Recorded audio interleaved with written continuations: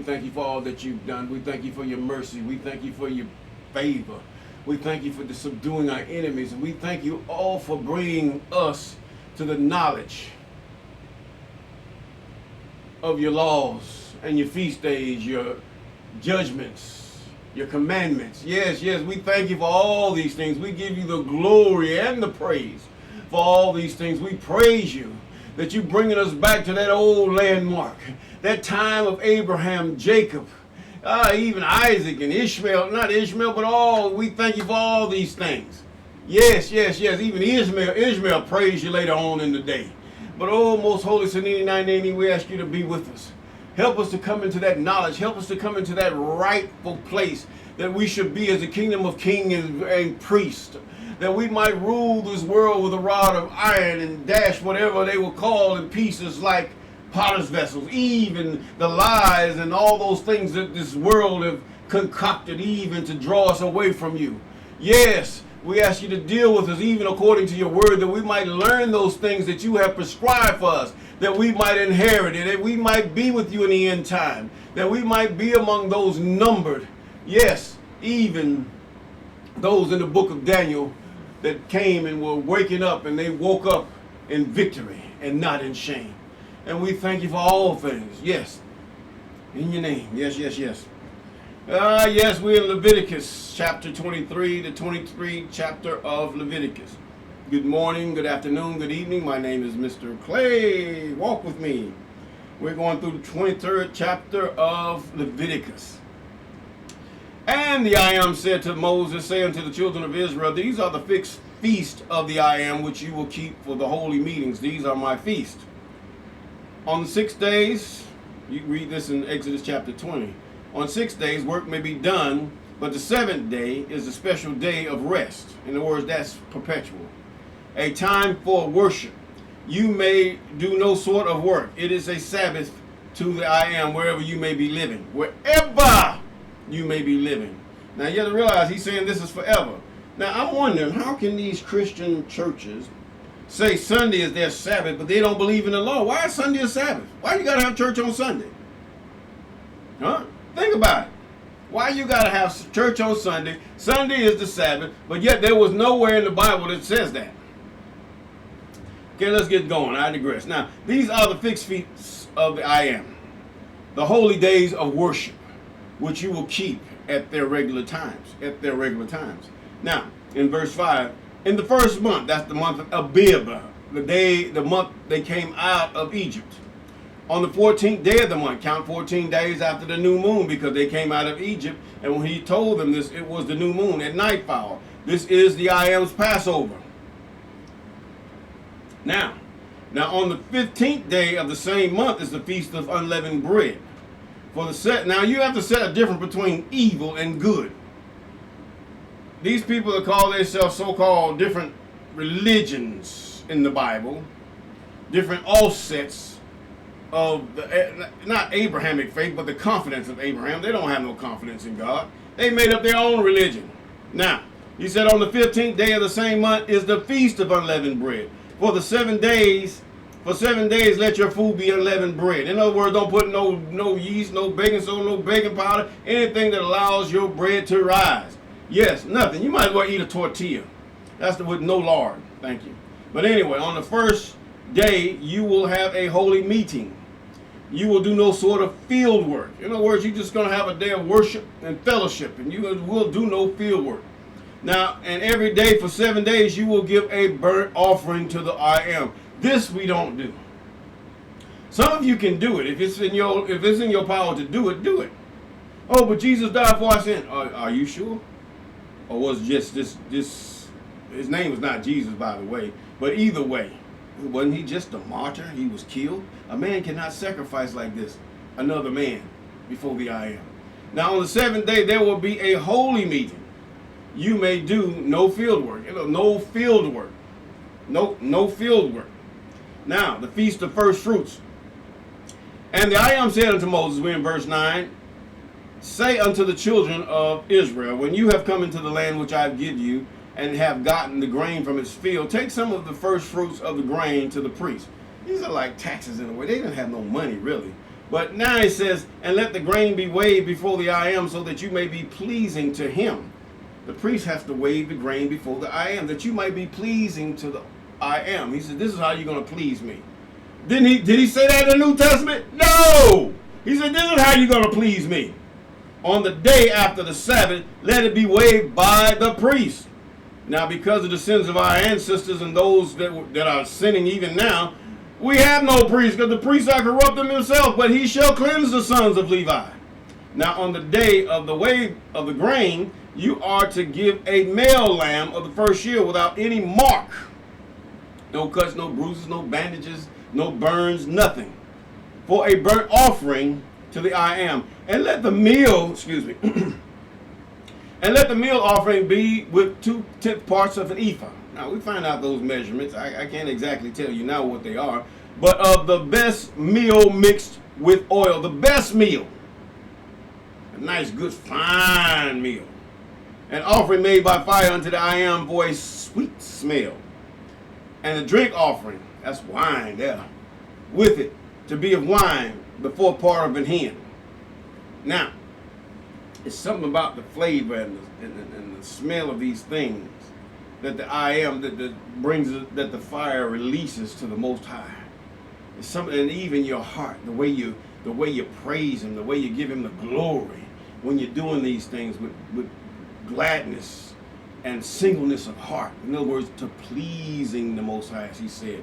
Now, in verse 14, you may take no bread or dry grain or new grain for food till the very day on which you have given the offering for your God. This is a rule forever throughout all your generations wherever you are living. In other words, God is your head. Before you eat, God gets the best. Before you even partakes, God gets the best. Yes. Now, the Feast of Weeks. Now let 7 full weeks be numbered before the day, from the day after the Sabbath day, the day when you give the grain offering for a wave offering, and let 50 days be numbered to the day after the 7th Sabbath. Then you are to give a new meal offering to the I am. You know, a new meal offering. You know, you grind the grain up and you got meal. Okay. The finer you grind it, you're going to get flour. Now take from your houses, take 2 cakes of bread made of a 5th part of an ephah of the best meal. Now you're going to get your grain out and you're going to get the best of the grain. Before, this is where your heart, see, Cain didn't do this. And cook with leaven. In other words, you're going to put a little baking powder, baking soda, whatever, you're going to put your yeast, whatever in there, to be weighed for first fruits to the I am. Now this is the only time he tells you can use leaven. Now, and with the bread, take 7 lambs of the first year. In other words, without any marks, and 1 ox and 2 male sheep. In other words, rams, to be a burnt offering to the I am. Now, in the earlier part of Leviticus, he told you how to do a burnt offering unto him, with a meal offering, and their drink offerings, and an offering of a sweet smell made by fire to the I am. And you are to give 1 male goat for a sin offering. Now he tells you how to do sin offering in this book also. And 2 male lambs of the first year for a peace offering. Now this would be weighed by the priest with the bread of the first fruits for a wave offering to the I am, with the 2 lambs, and they will be holy to the I am for the priest. And on the same day let it be given out that there will be a holy meeting for you. You may do no field work on that day. It is a rule forever. Come on here. All your generations, wherever you are living. Some of you say, oh, but that don't mean wherever you live. That means you're just in the land. Well, he said wherever you are living. He didn't say nothing about no being in just Israel. Wherever you are, it's a rule. If you have to get your butt right back to where they're sacrificing where the Levitical priests are, you get your butt back over there. Now, when you get in the grain, why am I saying this? Why am I reading these things? God's getting ready to restore us. Some of you are going to be way left behind. You played the whore, you played the harlot, you played everything. You don't even have a way back. You can't even fathom your way back to the Most High. You played immorality. You went the way of the heathen. You even let the oppressor even put his mind and infiltrated you all kind of ways. and you don't know, and you taught your children that you don't know no way back. Even if you saw it and was planted in front of your face, you wouldn't know it. So therefore, he says, now, I digress. Now we're going to get on. Now on the same day, let it be given out that there will be a holy meeting for you, and you may do no field work on that day. It is a rule forever throughout all your generations wherever you are living. And when you get in the grain from your land, do not let all the grain at the edges of the field be cut. Do not take up the grain which has been dropped in the field. Let that be for the poor and for the man from another country. I am that I am your God. In other words, you got a farm, you growing grain, or you got a garden, you got grain in there, or vegetables or whatever. Don't get it all up. In other words, this is why you don't have no fences. You can have a fence around it while it's growing, but once you roll those fences back, you let these people go in there and eat. They're hungry too. God said, as I reiterated before, he said if you give to the poor, you give to God, and God will reward you. Yes, he will. Have a heart. Be circumcised in your heart. Be sensitive. Yes. A woman can be circumcised in her heart. A man can be circumcised in his heart. Yes. Now, when you get in the grain from your land, do not let all the grain at the edges of the field be cut. This is what he's saying now. He says that let that for the poor and for the man from another country. I am that I am your God. Verse 23, and I am said to Moses, saying to the children of Israel in the 7th month, on the first day of the month, let there be a special day of rest for you. A day of memory marked by blowing of horns, a meeting for worship. Trumpets. I can't do it with my hand, but anyway, here we go. Do no field work, and give to the I am an offering made by fire. Now, what is he talking about? Whatever you have to offer, lambs, grain, whatever. A day of atonement. He's going back over these things again. They're getting ready to go into the land. You getting ready. The time that God is getting ready to snatch his people out of this world is going to happen, but it's going to happen with very much tribulation. So you have to prepare for that and getting your heart right before God. Now, for any person, why do you think they're gearing up? Why do you think even just a basic traffic stop can be devastating?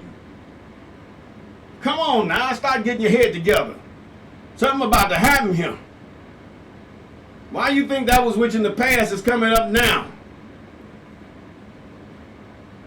And why do you think they're trying to make you to forget your history, making you forget everything? It's starting with one state, and it's not a matter of time before it's with all over the world, because they know who you are. Yes, if any person, whoever he may be on that day, does any sort of work, I will send destruction on him from among his people. In other words, somebody gonna rob you, steal, whatever have you. Now, you may not do any sort of work. This is an order forever throughout all your generations, wherever you may be living. It's an order. Where did Jesus come and die for this? How did Jesus get the authority to change all of this? Come on now, let's get it right before God. Let's say this thing right. Where did this Jesus, this Yahushua, or whatever you read because it was written, and you say, I'm going to accept it just like it is? It's wrong. God don't change. And God set an order here throughout all your generations, wherever you may be living.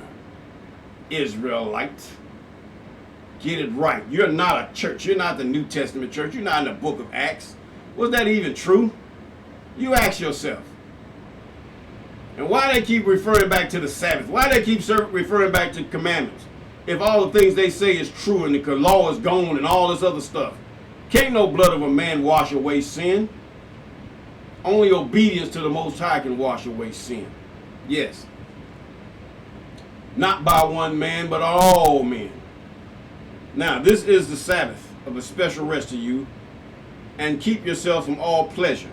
In other words, what he's saying, the wine, the whiskey, and all this is on the special Sabbath.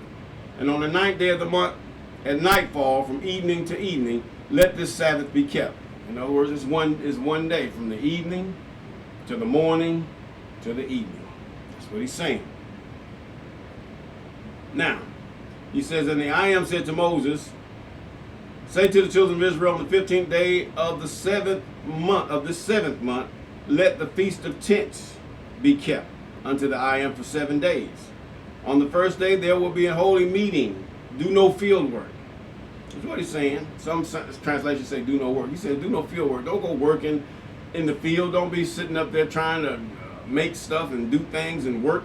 These are the fixed feasts of the I am to be kept by you as holy days of worship, for making an offering by fire unto the I am, burn offering, and meal offering, and offering of beasts, and drink offerings, every one on its special day, in addition to the Sabbaths of the I am, in addition to the things you give, and the oath you make, and the free offerings to the I am. But on the 15th day of the 7th month, when you have got in all the fruits of the land, you will keep the feast of the I am for 7 days. At the first day will be a Sabbath, and the 8th day the same. Now on the first day take the fruit of fair trees, the branches of palm trees, the branches of fig trees, trees from the riverside, and be glad before the I am for 7 days. And let this feast be kept before the I am 7 days. It is a rule forever, from generation to generation. In the 7th month, let it be kept. There was no end to this. If he said, well, until I send you Jesus, or until I send you Yahushua, until I send you him, then you let these be. He didn't say that. For 7 days you will be living in tents. I don't care what scripture you come up with out of the New Testament. He didn't say that in the Old Testament. How can you change God? Paul can't change it. Peter can't change him. They put it in there. They concocted all that. Now, for 7 days you will be living in tents.